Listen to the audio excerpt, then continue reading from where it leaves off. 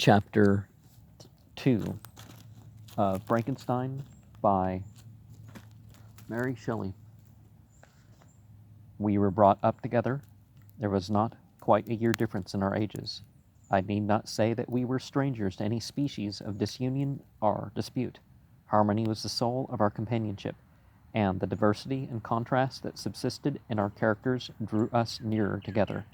Elizabeth was of a calmer and more concentrated disposition, but with all my ardor, I was capable of a more intense application, and was more deeply smitten with the thirst for knowledge.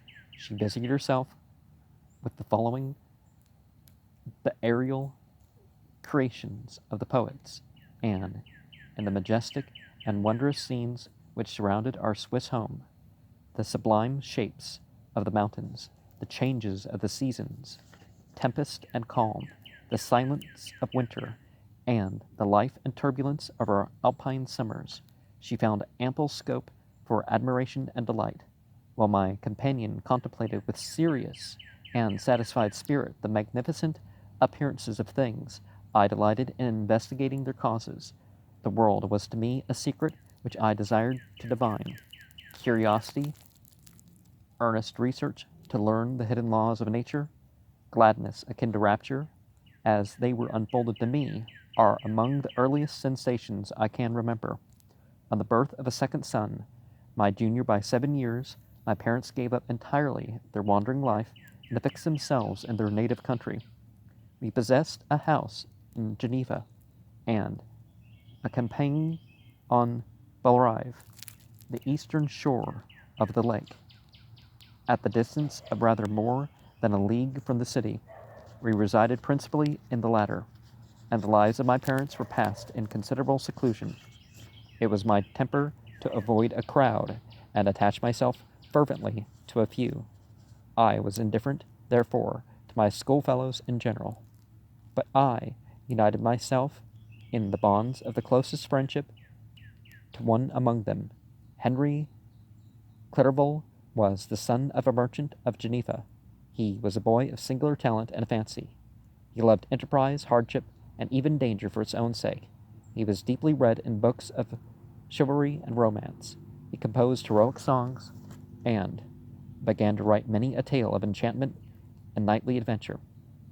He tried to make us act plays and to enter in masquerades in which the characters were drawn from the heroes of Roncesvalles, of the Round Table of King Arthur, and the chivalrous train who shed their blood to redeem the Holy Sepulchre from the hands of the infidels. No human being could have passed a happier childhood than myself. My parents were possessed by the very spirit of kindness and indulgence. We felt that they were not the tyrants to rule our lot according to their caprice, but the agents and creators of all the many delights which we enjoyed.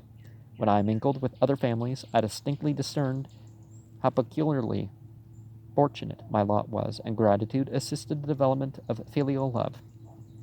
My temper was sometimes violent, and my passions vehement, but by some law in my temperance they were turned not towards childish pursuits, but to an eager desire to learn, and not to learn all things indiscriminately. I confess that neither the structure of languages, nor the code of governments, nor the politics of various states possessed attractions for me. It was the secrets of heaven and earth that I desired to learn, and whether it was the outward substance of things or the inner spirit of nature and the mysterious soul of man that occupied me, still my inquiries were directed to the metaphysical, or in it highest sense the physical secrets of the world. Meanwhile, Clerval occupied himself, so to speak, with the moral relations of things. The busy stage of life, the virtues of heroes, and the actions of men were his theme, and his hope and his dream was to become one among those whose names are recorded in the story as the gallant and adventurous benefactors of our species. The saintly soul of Elizabeth shone like a shrine-dedicated lamp in our peaceful home. Her sympathy was ours, her smile, her soft voice, the sweet glance of her celestial eyes were ever there to bless and animate us. She was the living spirit of love to soften and attract. I might have become sullen in my study, rough through the ardor of my nature, but that she was there to subdue me to a semblance of her own gentleness, and Clerval could aught ill entrench on the noble spirit of Clerval. Yet he might not have been so perfectly humane, so thoughtful in his generosity, so full of kindness and tenderness amidst his passion for adventurous exploit, had she not unfolded to him the real loveliness of beneficence, and made the doing good the end and aim of his soaring ambition. I feel exquisite pleasure in dwelling on the recollections of childhood, before misfortune had tainted my mind and changed its bright visions of extensive usefulness into gloomy and narrow reflections upon self. Besides, in drawing the picture of my early days, I also record those events which led by insensible steps to my after tale of misery. For when I would account to myself for the birth of that passion which afterwards ruled my destiny, I find it arise like a mountain river from ignoble and almost forgotten sources, but swelling as it proceeded, it became the torrent which in its course has swept away all my hopes and joys. Natural philosophy is the genius that has regulated my fate. I desire, therefore, in this narration to state those facts which led to my predilection for that science. When I was 13 years of age, we all went on a party of pleasure to the baths near the Non. The inclemency of the weather obliged us to remain a day confined to the inn. In this house I chanced to find a volume of the works of Cornelius Agrippa. I opened it with apathy. The theory which he attempts to demonstrate, and the wonderful facts which he relates, soon changed this feeling into enthusiasm. A new light seemed to dawn upon my mind, and bounding with joy, I communicated my discovery to my father. My father looked carelessly at the title page of the book, and said, "Ah, Cornelius Agrippa, my dear Victor, do not waste your time upon this. It is sad trash." If instead of this remark my father had taken the pains to explain to me that the principles of Agrippa had been entirely exploded, and that a modern system of science had been introduced which possessed much greater powers than the ancient, because the powers of the latter were chimerical, while those of the former were real and practical, under such circumstances I should certainly have thrown Agrippa aside, and have contented my imagination, warmed as it was, by returning with great ardor to my former studies. It is even possible that the train of my ideas would never have received the fatal impulse that led to my ruin. But a cursory glance my father had taken of my volume by no means assured me that he was acquainted with its contents, and I continued to read with the greatest avidity. When I returned home, my first care was to procure the whole works of this author, and afterwards of Paracelsus and Albertus Magnus. I read and studied the wild fancies of these writers with delight. They appeared to me treasures known to few beside myself. I have described myself as always having been imbued with a fervent longing to penetrate the secrets of nature. In spite of the intense labor and wonderful discoveries of modern philosophers, I always came from my studies discontented and unsatisfied. Sir Isaac Newton is said to have avowed that he felt like a child picking up shells beside the great and unexplored ocean of truth.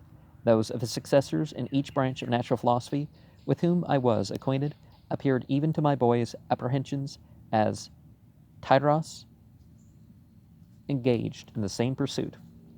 The untaught peasant beheld the elements around him and was acquainted with their practical uses. The most learned philosopher knew little more. He had partly unveiled the face of nature, but her immortal lineaments were still a wonder and a mystery. He might dissect, anatomize, and give names, but not to speak of a final cause. Causes in their secondary and tertiary grades were utterly unknown to him. I had gazed upon the fortifications and impediments that seemed to keep human beings from entering the citadel of nature, and rashly and ignorantly I had repined. But here were books, and here were men who had penetrated deeper and knew more. I took their word for all that they averred, and I became their disciple. It may appear strange that such should arise in the 18th century, but while I was following the routine of education in the schools of Geneva, I was to a great degree self-taught with regard to my favorite studies. My father was not scientific, and I was left to struggle with a child's blindness, added to a student's thirst for knowledge, under the guidance of my new preceptors. I entered with the greatest diligence into the search of the philosopher's stone and the elixir of life, but the latter soon obtained my undivided attention. Wealth was an inferior object, but what glory would attend the discovery if I could banish disease from the human frame and render man invulnerable to any but a violent death?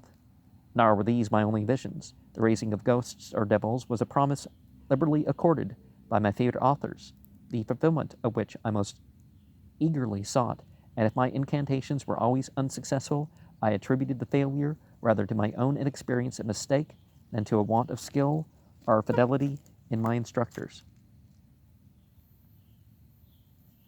And thus, for a time, I was occupied by exploded systems, mingling like an unadept thousand contradictory theories, and floundering desperately in a very slough of multifarious knowledge, guided by an ardent imagination and childish reasoning, till an accident again changed the current of my ideas. When I was about 15 years old, we had retired to our house near Barive, when we witnessed a most violent and terrible thunderstorm. It advanced from behind the mountains of Jura, and the thunder burst at once with frightful loudness. From various quarters of the heavens I remained while the storm lasted, watching the progress with curiosity and delight. As I stood at the door, on a sudden I beheld a stream of fire issue from an old and beautiful oak which stood about 20 yards from our house, and so soon as the dazzling light vanished, the oak had disappeared, and nothing remained but a blasted stump. When we visited it the next morning, we found the tree shattered in a single manner. It was not splintered by the shock, but entirely reduced to thin ribbons of wood. I never beheld anything so utterly destroyed. Before this, I was not unacquainted with the more obvious laws of electricity. On this occasion, a man of great research in natural philosophy was with us, and excited by this catastrophe, he entered on the explanation of a theory which he had formed on the subject of electricity and galvanism, which was at once new and astonishing to me. All that he said, he threw greatly into the shade Cornelius Agrippa, Albertus Magnus, and Paracelsus, the lords of my imagination, but by some fatality, the overthrow of these men disinclined me to pursue my accustomed studies. It seemed to me as if nothing would or could ever be known. All that had so long engaged my attention suddenly grew despicable. By one of those caprices of the mind which we are perhaps most subject to in early youth, I at once gave up my former occupations, set down my natural history in all its progeny as a deformed and abortive creation, and entertained the greatest disdain for a would-be science which could never even step within the threshold of real knowledge. In this mood of mind, I betook myself to the mathematics and branches of study appertaining to that science, as being built upon secure foundations, and so worthy of my consideration. Thus strangely are our souls constructed, and by such slight ligaments are we bound to prosperity or ruin. When I look back, it seems to me as if this almost miraculous change of inclination and will was the immediate suggestion of the guardian angel of my life, the last effort made by the spirit of preservation to avert the storm that was even hanging in the stars, ready to envelop me. Her victory was announced by an unusual tranquility and gladness of soul, which followed the relinquishing of my ancient and latterly tormenting studies. It was thus that I was to be taught to associate evil with their prosecution, happiness with their disregard. It was a strong effort of the spirit of good, but it was ineffectual. Destiny was too potent, and her immutable laws had decreed my utter and terrible destruction.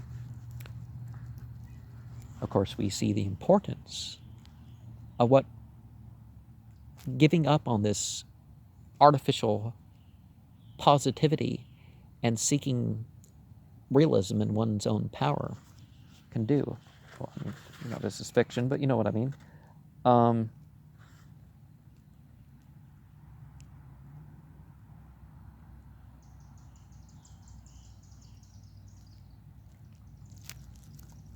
But the one thing about these sorts of stories is you find that these other beings, well, you got to do your part too. It's not that, one brings about something and then it does things for you without you doing things. And are we to say that this is some female version of,